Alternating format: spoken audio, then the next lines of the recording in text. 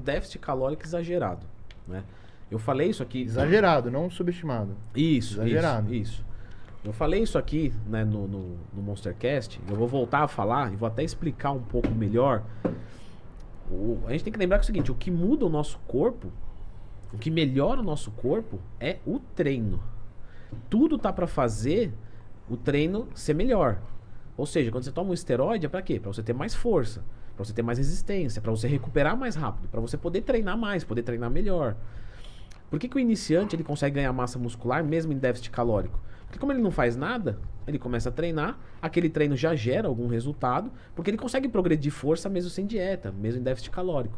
Só que chega um momento que se ele não tiver um aparato ali de nutriente, ele trava. Então o treino dele, o melhor treino dele é isso aqui. E ele não consegue passar. Aí quando você entra com proteína, ele recupera melhor, o treino melhora. Quando você entra com carboidrato, o treino melhora. Então é nesse sentido que eu estou falando. É lógico, portanto, que a nutrição, ela constrói o shape.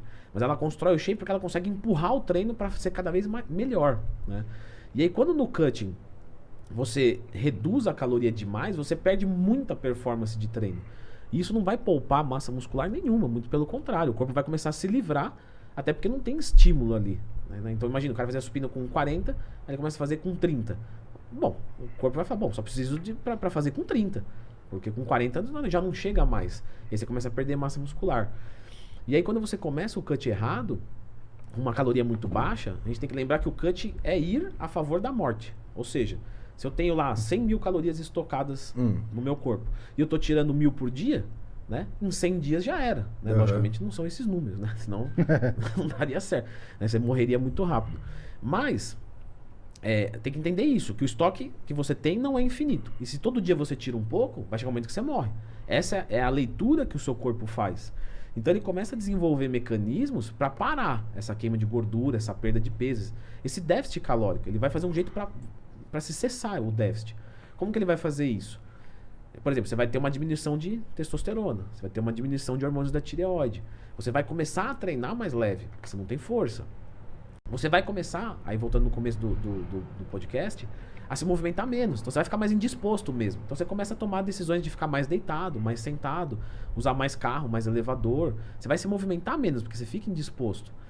E tudo isso para fazer o déficit calórico inexistente, para ele equilibrar e fazer você parar de perder peso. Então o seu corpo, ele não deixa você morrer, né? Ainda que tem pessoas que mereçam morrer, as que agridem os animais. Mas, né, mesmo o corpo desses, né, retardados também vai fazer o mesmo sistema. Então, se você começa com a caloria muito baixa, o corpo vai regular isso muito para baixo e vai ficar igual o que você ingere e o que você gasta.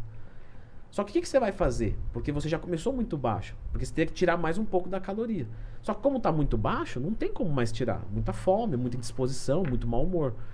E aí a pessoa se vê numa sinuca de bico, porque aí ela não pode tirar a caloria, porque não tem mais como tirar, só que ela está estagnada e não está comendo nada. E aí ferrou tudo. Lógico que a gente pode falar sobre como reverter esse quadro, né?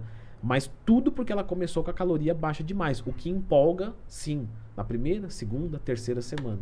Mas da quarta para frente é só para trás.